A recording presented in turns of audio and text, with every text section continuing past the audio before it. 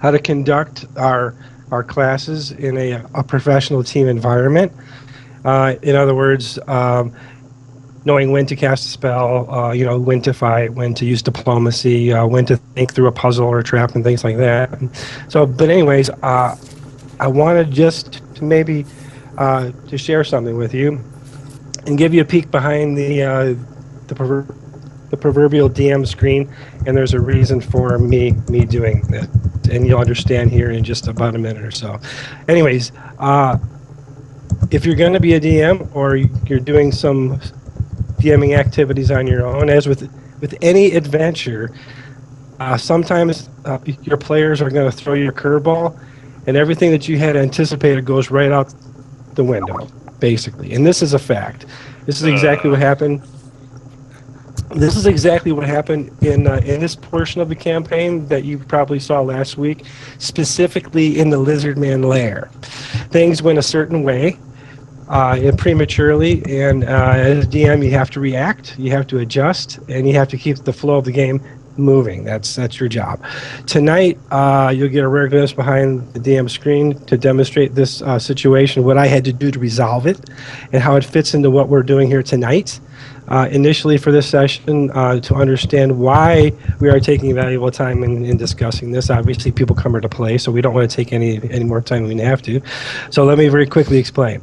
The party exercised just diplomacy early on in establishing an alliance with the Lizard Man in this lair, rather than merely just coming in and destroying everything that they had come in contact with. So the problem is, how do you reward your players if the treasure that they may have been able to take for themselves by force now becomes a potential sticking point that, if taken, may cause problems for the Alliance? So let me show you what my homework was for this week in preparation for this session. I'm going to scroll down here and find a handout here that I'm going to show to you.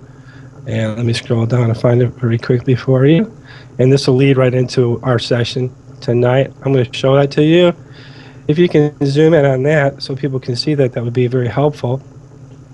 This, I blurred it out in Photoshop so you can't really read it, and that's for a reason. But anyways, what I had to do, I spent an hour here, an hour there, lots of calculator work, lots of thinking. Obviously, not an easy task to go through the entire adventure module and document room by room everything of value that rightfully belongs to the group.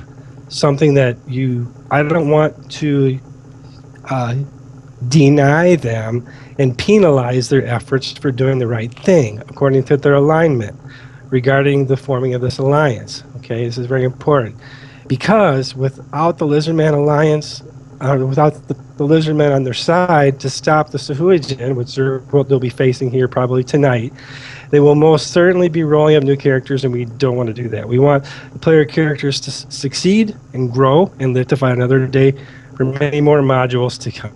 All right. So, anyways, let me just go, and I want to just take a minute and congratulate everybody that's here tonight. These players have done a good job. They have worked very, very hard to get where they are right now. And if you've been following this group week by week, you can see the things that they've had to go through to get where they are. The one thing that I want you to see in this list is that there really isn't a whole lot of stuff in this layer, to put it bluntly. And the payment that was distributed to the players that were here last week to receive payment, of course you had to be here to receive payment, you can see from that list that I put together that it's pretty minimal. There's really not a whole lot of stuff. If you look at the very, very bottom of that list, you'll see about 3 or 4 one-liners in there.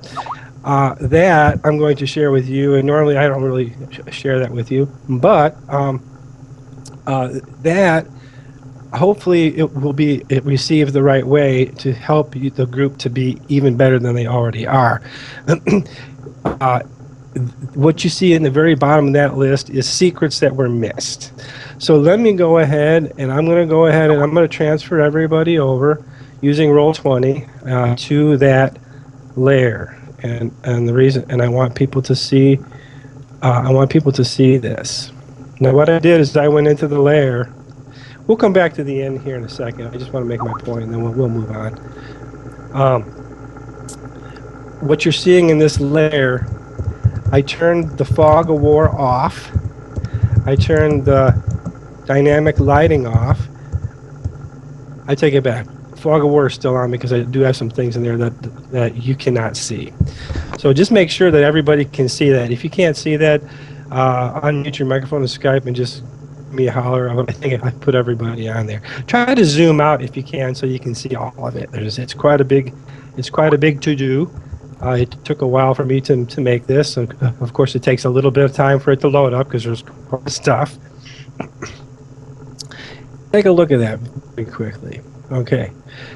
And if you zoom all the way out so you can see all of that, and you compare everything that you can see that you've already been through in this particular section of this campaign in comparison to the treasure listing that I showed you, you can see that it's minimal at best. And treasure items are minimal at best. Now, why am I saying all this? Because number one, I need to know how much that these guys are going to get money-wise, so I have to go in there and physically look and add it all up. But secondly, I also want to just very quickly say one last thing, and then we'll move on. How to be a good DM. The number one pitfall is either not enough treasure or too much treasure.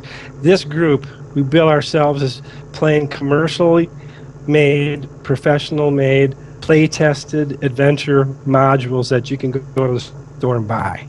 So I want you to see how the professionals make their modules, how they stock their dungeons. This is not every session is not a combination of everyone's birthday and Christmas all rolled up into one. Because if you overcompensate your players, two things will happen. You will diminish the specialness of the game, and they will want more next time. So, in other words, if you give your kids too much candy, they're going to be happy right off the bat, obviously, but in the long run, they're going to get a bellyache and lots of trips to the dentist. So, to avoid that and don't do that. So, how much is too much? Remember this. In the D&D world, magic is rare, depending on the campaign setting. This one is Greyhawk, which is rare. You don't find it everywhere you go, and you most certainly do not find magic shops in towns and villages open to the public for your buying pleasure. People have magic items. They will very rarely sell them in the open market. Of course, you don't broadcast this, that you have these things, because it attracts thieves. If the monster manual tells you that a creature should have certain treasure, as a DM, do not feel obligated to give all of that out, especially if the characters cut through the encounter like a hot knife through butter. When that happens, and it will, of course, the magic items are off the table altogether. The party will generally only receive the money, the gold pieces, and things of that nature. If you hand magic items out like candy, you will destroy the D&D world, plain and simple.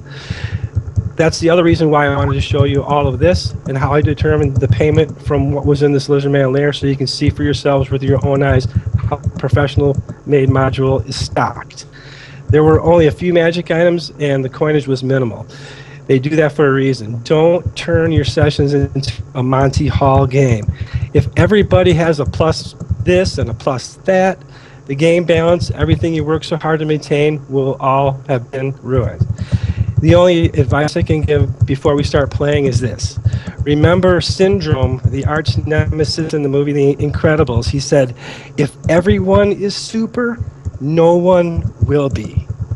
And that's my advice for tonight. Let me go ahead and bring you back into the inn.